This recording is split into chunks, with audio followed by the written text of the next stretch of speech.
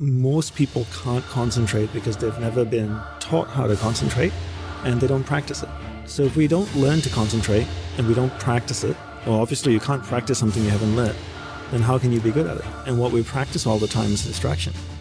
So the more you practice distraction, the better you become at it. And people are masters at distraction. People think technology is distracting. I've had so many people come up to me, hold their cell phones up to my face and go, these things are ruining our lives. And I go, no, these things are not ruining our life. This is a beautiful piece of technology. What's ruining your life is your inability to exercise discipline around the use of it. So the idea is that you use technology as opposed to technology uses you. In the same way, if you look at your whole day, how do we integrate the practice of concentration throughout everything that we do? The one way I tell people to practice concentration is doing one thing at a time. So giving someone your undivided attention is a great way to practice concentration. Every time I speak with my wife, I give her my undivided attention. If my awareness drifts away, I bring my awareness back to her and I stay focused on that conversation. There are two things we need to understand. There's the mind and there's awareness. And you're not the mind, rather you're pure awareness moving through different areas of the mind. So your mind doesn't move, rather your awareness is moving through the mind. So people are going from one course to another, to another, to another. And then people in my industry, the self-help industry, that's how they make the money, right? You keep selling your over and over again. And you just keep buying. And you think you're learning and growing, but you're not. Because you don't even practice the first thing you're taught. So for me, the first thing you want to learn is concentration. Because if you can't concentrate, you can't solve problems. You can't be better at what you do. How can you be a great athlete? How can you be a great singer, an artist, a scientist, a doctor, if you can't stay focused long enough to gain mastery over the topic? Where awareness goes, energy flows. And a simple analogy I always tell people to look at awareness as a glowing ball of light. Your awareness is a glowing ball of light that's floating through the mind. And you can control where it goes. And there's different areas of the mind. There's an angry area of the mind. There's a healthy area of the mind. There's a science and sex and food and photography. And if your awareness is going to a particular area of the mind, that's where energy is flowing, because where awareness goes, energy flows. And energy is like water. If whatever I water will start to grow, right? So if I took a watering can and I watered a garden bed, would the weeds grow or the flowers grow? Both, right? Because water can't tell the difference. Energy works the same way. If I put energy to a particular area of my mind, it will start to grow. So if I want to develop a particular area of the mind, all I need to do is harness my awareness, take it to that area of the mind and hold it there long enough so there's enough energy going to that area and that area starts to get strengthened. And different people cultivate different areas of the mind. Some people are happy. They're always happy. They're always an optimist because that's where their awareness is going. And because awareness goes there, energy flows there, more energy is deposited there. More energy deposited there means more magnetic, which means it pulls awareness there much easier. The mind basically has no ability to tell what's good for you and what's not good for you. If the mind actually knew, we'd all be perfect.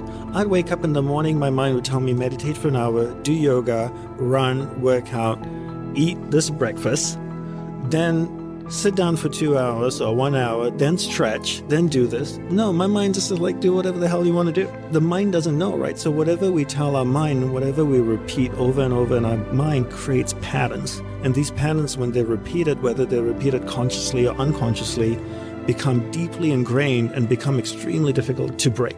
He said, learn to lean on your own spine. And in the monastery that I lived in, there were 27 months. And in the 52 years he taught, he had 27 months when he died. So it wasn't easy to get in. He was a tough teacher, a very loving, wise teacher, and it wasn't easy to stay in. But, the one thing he always said to us is that don't lean on me, because one day when I die, you're going to fall over. Learn to lean on your own spine. And I think in today's world, people lean on so many things, right? Whether it's drugs or technology, and we just complicate things, right? For thousands of years, I believe, people learn to become sensitive to their mind, their body, and their nervous system. And that's how we survive on this planet. All over the world, whether it was in Europe, Africa, Asia, people went out to the forest, they knew what leaf or root or plant healed something. And that's how we survived, right? There was no doctor or pharmacy to go to. We understood our body. We knew how to connect with plants, with things. We were sensitive enough. And now, in today's world, we are the most amazing tool on the planet, our body and our mind.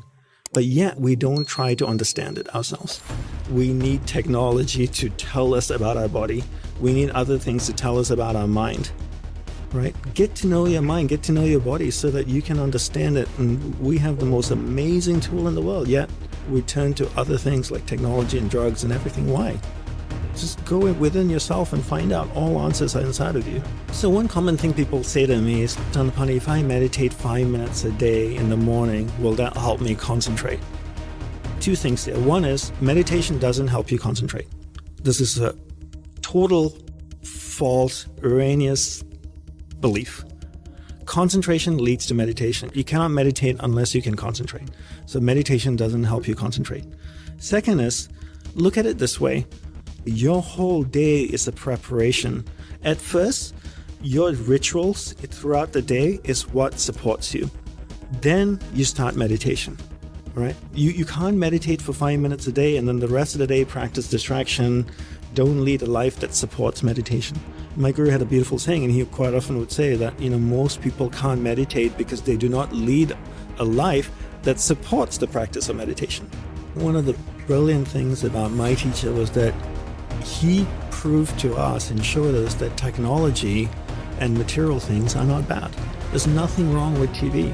There's nothing wrong with the cell phone. There's nothing wrong with computers. There's nothing wrong with the internet, as long as you are in charge. But if you allow the internet, whatever's happening on your computer, on your phone, to dictate your awareness in your mind, then you become a slave to technology, and then it can train you to be distracted. But as long as you're in charge of it, then it's totally fine. What beautiful tools, huh? I can pick up my phone and FaceTime my mom in Australia. I can see her, I can talk to her, I can smile and laugh. Why is that a bad thing? But I need to be in charge of my phone, and I think in today's world, we allow everything on the phone, everything on the computer, on the internet, to dictate where our awareness is going, and therefore we become a slave to everyone and everything around us. Problems are not problems. They're subconscious patterns that need to be adjusted. And I love that saying, problems are not problems, they're subconscious patterns that need to be adjusted. And once you understand that, all you have to do is adjust patterns in your subconscious, and you can change so much in your life. Because so much of the patterns in there were either placed in there by you or your surroundings, your family, your school, what you watch on TV, what you listen to, your environment, programmed to subconscious. So if you can adjust those patterns to what you want, you solve the problem. I think at the end of the day, it's all about desire. How badly do you want it?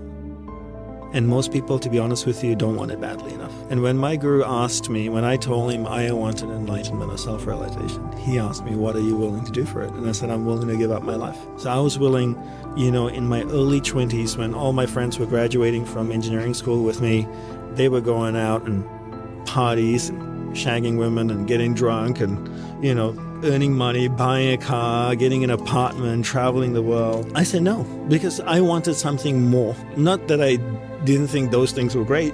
I wanted something more. And I think today, how many people really want to be concentrated? I would say there's so many incentives for concentrating, right? Benefits for concentration. Number one is that ultimately I would like to think that most people want to be happy.